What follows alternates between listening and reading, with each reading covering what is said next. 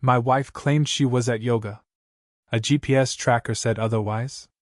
I waited outside the hotel until she walked out with my best friend. She said, "You were just a safe choice." I froze our joint accounts and filed for divorce. She called me screaming the next day when she realized. I never thought I'd end up being that guy. The guy who secretly installs a GPS tracker in his wife's car because he can't shake the feeling something's off. The guy who hides across the street in his pickup truck, heart pounding, hands shaking, watching the person he thought would grow old with him walk out of a hotel with his best friend. But that's exactly who I became. I'm 42, live in Spokane, Washington, and I've been married to Rachel for just over 8 years. She's 37, works in HR at a small insurance firm, and we met through friends when I was still working construction full-time. She was quiet, sweet, and I liked that she didn't play games. I'm a straight shooter. I like honest people. I thought she was one. For the longest time, everything felt solid. We didn't fight much, paid off our debts together, got a dog. It wasn't perfect, but I thought it was good. Steady. Then, about 6 months ago, Rachel started going to yoga. Every Thursday night like clockwork. "Babe, I need this for my mental health," she said. "Work's been rough. I need a reset." Fine. I supported it. She'd come home a little sweaty, hair tied up, and sometimes even talk about the poses they did or the instructor she liked. But something didn't feel right. I don't know what triggered it at first. Maybe it was the time she came home and didn't notice our dog limping. Or how she started putting a password on her phone. She never used to do that. Or how she started wearing perfume to yoga. Who wears Chanel to Downward Dog? So I did something I thought I'd never do. I bought a cheap GPS tracker online. Hooked it up to her car one afternoon when she was at work. Told myself it was just to ease my mind. The first week, she went to the yoga studio like she said. I felt guilty. Thought I'd become paranoid. I was ready to uninstall the tracker. But I gave it one more week. Just in case. The second Thursday, she didn't go to yoga. She drove straight to a Holiday Inn downtown. I sat there, staring at the live map on my phone. Watched the little dot park behind the hotel. It stayed there for 2 hours. Then 3. I tried to convince myself maybe there was a class there. A yoga event. A conference. But I knew. The third Thursday, I drove there myself. Told my boss I had a dentist appointment, and parked in the lot across the street around 5:30 p.m. I waited. Watched the sun dip behind the buildings. Around 7:45 I saw them. Rachel. In jeans and a blouse I hadn't seen before. Hair down, laughing, looking younger than she had in months. And right next to her, my best friend Cody. Cody, who I'd known since high school. Cody, who helped me move into my first apartment. Cody, who stood next to me at my wedding, holding the ring I slipped on her finger. They didn't even try to hide it. His hand brushed the small of her back. She leaned into him, grinning. They looked like a couple who had done this 100 times before. I didn't get out of the truck. I couldn't. My hands were locked on the wheel. My mouth was dry. I felt like someone had shoved a knife through my ribs. They didn't see me. Got in separate cars and drove off. I didn't sleep that night. I didn't confront her right away. Instead, I started planning. Quietly. The next day, I met with a lawyer. Told him everything. Started the paperwork. Then I went to the bank and froze our joint accounts. Moved my direct deposit to a new personal account she didn't know about. She hadn't worked full-time in months, said she needed time to find herself. I'd been paying all the bills. A week later, I waited until Thursday. She left for yoga at 5:15 p.m. I waited 10 minutes, then followed. Same hotel. Same car. Same story. I waited until she came out. This time, I stood outside by the main entrance. When she saw me, she froze. Her face went pale, then red. Then came the excuses. Wait, I can explain. I didn't let her.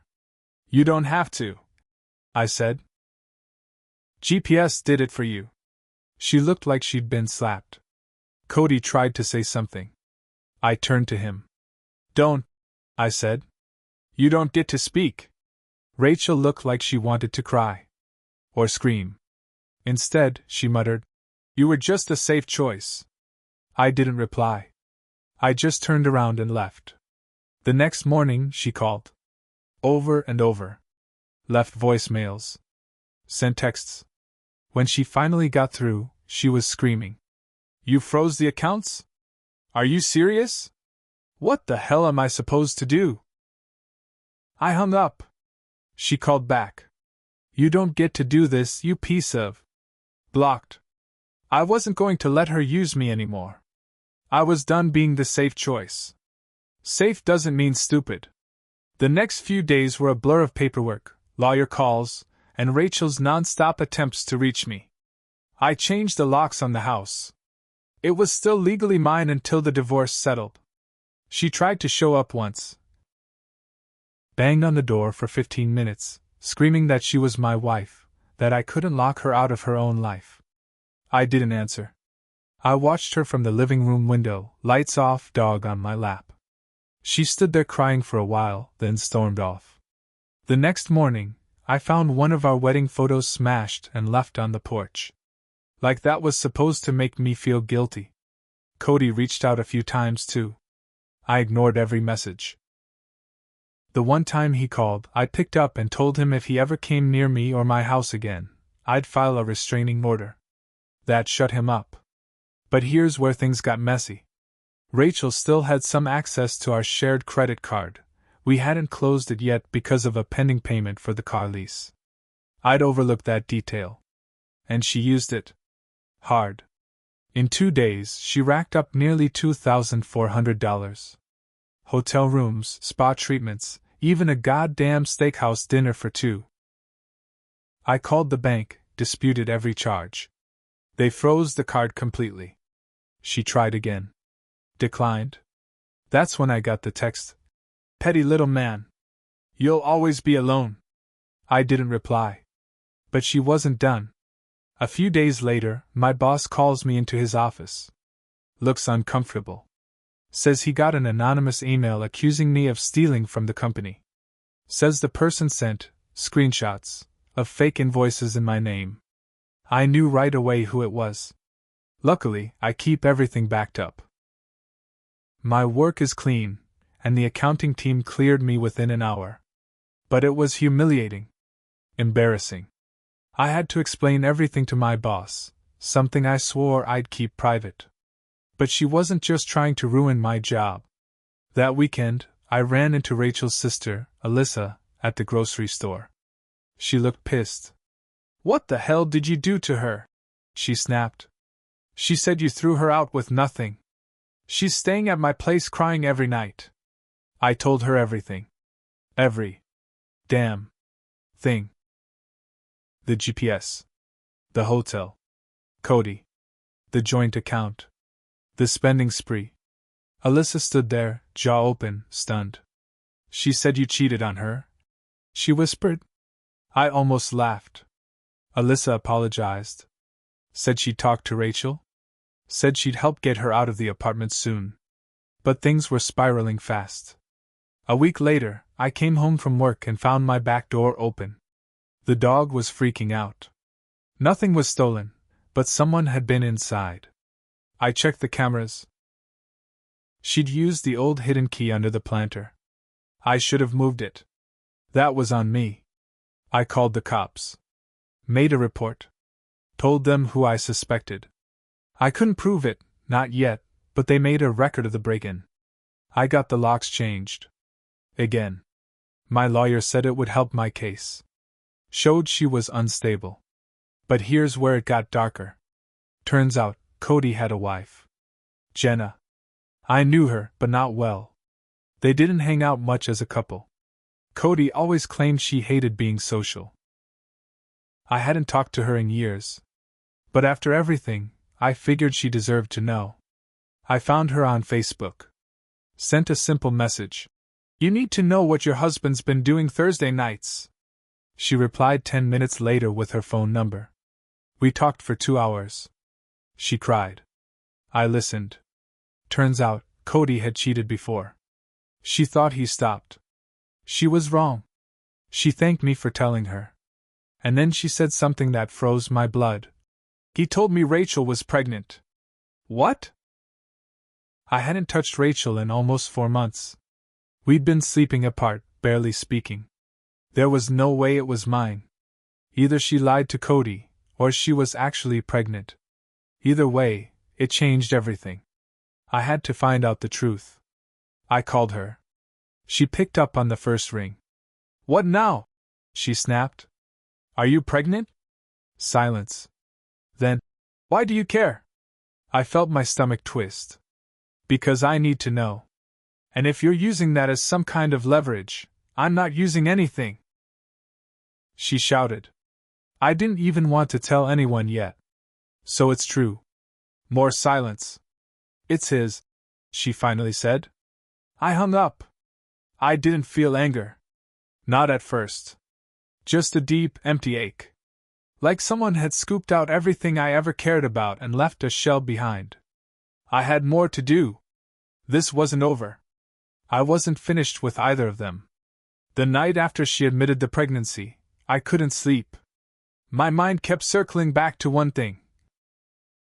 Why would Cody stay in a marriage with Jenna if he got Rachel pregnant? And why would Rachel keep it a secret from him? Something didn't sit right. 2 days later, Jenna called me again. Her voice sounded different. Stronger. I did some digging, she said. And I found something. She had access to Cody's email. Apparently he'd used the same password for years. She'd gone through his messages after our talk. There were emails between him and Rachel going back months. One of them was a PDF attachment. A paternity test. From over a year ago. I sat up in my chair. What? Yeah, she said. From a different guy. Different name. Apparently, Rachel got pregnant before. She lost it, but never told anyone outside of him. He wanted her to leave you, and she said no. I couldn't wrap my head around it. Rachel had been living a double life for that long? Then Jenna dropped the next bomb. She also forwarded me an email Rachel sent to Cody 2 weeks ago. She's threatening him. What kind of threat? She's asking for money. Said she'd tell everyone about the baby unless he helped her with expenses. She used the words, "My silence isn't free." That's when I realized Rachel wasn't pregnant to start a family. She was pregnant to trap Cody. Or at least pretend to be. I couldn't be sure now if she even was. I asked Jenna to send me the emails. She did. I printed them out and handed them to my lawyer. He sat back in his chair, eyebrows up. Good, he said. We can use this. But Rachel wasn't done playing dirty. A week later, I got a call from CPS. Child Protective Services. They said they received an anonymous tip that I was abusing a minor in the home. I don't have kids. It was about my dog. They claimed someone reported that I left him outside all day with no water or food. That he looked malnourished and limping. The same limp from weeks ago, the one Rachel never even noticed. The social worker came by, did the check, and of course, found nothing. He laughed. Said someone was clearly trying to stir up trouble. I filed a police report for harassment. But that visit lit a fire under me. Rachel wasn't going to stop. She wanted to ruin everything. She was playing the long game. So I played one too. I hired a private investigator. It cost me more than I wanted, but I needed leverage. Real proof. I told him everything. Gave him the dates. The hotel. The names. 3 weeks later, he gave me what I needed. Photos. Emails. Texts. Even a recording from a bar where Rachel and Cody were talking openly. She wasn't pregnant. Not anymore. She'd miscarried, or so she claimed, but she never told Cody. She was trying to buy time, while she figured out how to get him to leave his wife. He was hesitating. Said he couldn't afford the split. Said Jenna had power of attorney over some of his assets, and he was afraid she'd cut him off. Rachel said, "Then make her afraid of you." That line stuck with me. Chilled me. Because now I realized Rachel had become dangerous. Manipulative. And Cody wasn't just an idiot. He was scared of her too. The next step was obvious. I made another call to Jenna. Told her everything. Sent her the PI report. She was quiet for a long time. Then she said, "I want to destroy them both." I said, "Me too." She said, "Then let's talk." We met for coffee the next morning.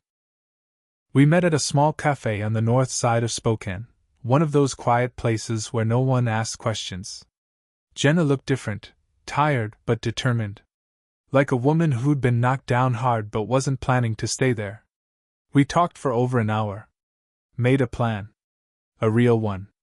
"I want him to feel what I felt," she said. "I want her to burn too." I nodded. "Then we don't stop until they lose everything." We decided to move fast. Rachel and Cody had no idea we were working together. That gave us the upper hand. Jenna started with Cody. She had power over one of their joint investment accounts. He'd stupidly listed her as primary since she handled their finances. She froze it. Then she contacted his employer's HR department, sent them all the PI evidence showing he was regularly using company hours and resources for personal meetups and travel. She knew someone in the company's legal team.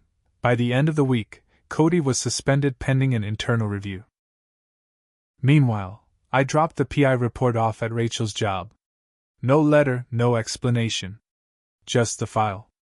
She was fired within 3 days. Apparently, the HR department didn't like that she was using company sick days and insurance funds for yoga retreats that were really hotel hookups. Then came the financial hit. My lawyer filed a motion in court to seek emergency relief. Based on her lies, threats, and financial abuse, we requested full asset separation and for her to be held liable for the fraudulent credit card charges. We won. Her accounts were frozen. She had no access to my money. And because she hadn't worked full-time in months, she didn't qualify for spousal support. Rachel lost everything in less than a month. She tried to fight back, filed a complaint claiming emotional abuse. But she had no evidence. Everything she said got torn apart in mediation. She tried tears. Tried claiming mental breakdown. But the court didn't buy it. Cody's downfall was slower, but nastier. He lost his job. Jenna served him divorce papers 2 weeks after. And she didn't hold back. She had screenshots of his threats, texts begging Rachel not to tell, and the PI's audio recording. The judge ruled he had to vacate their home within 14 days and awarded Jenna the lion's share of their assets due to malicious infidelity. But the real sting? Rachel and Cody didn't stay together.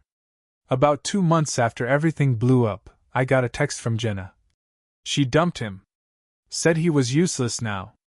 He's living in a friend's basement. No job. No savings. As for Rachel, I heard from Alyssa that she moved back in with their parents in Missoula. Tried to start over. Whatever that means. She made a few sad posts on Facebook about toxic men and new beginnings, but no one was buying it. I should have felt better. But here's where I'll admit something ugly. I wasn't clean in all this either. I let it fester. I let the hate grow in me. I didn't just want to be free. I wanted to wreck them.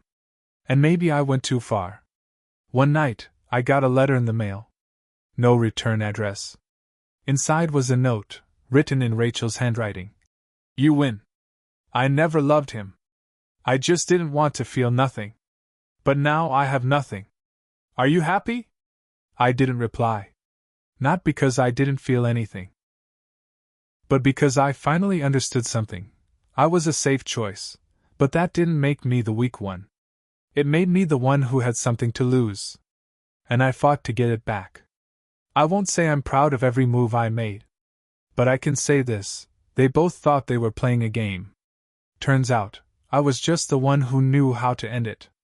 For good.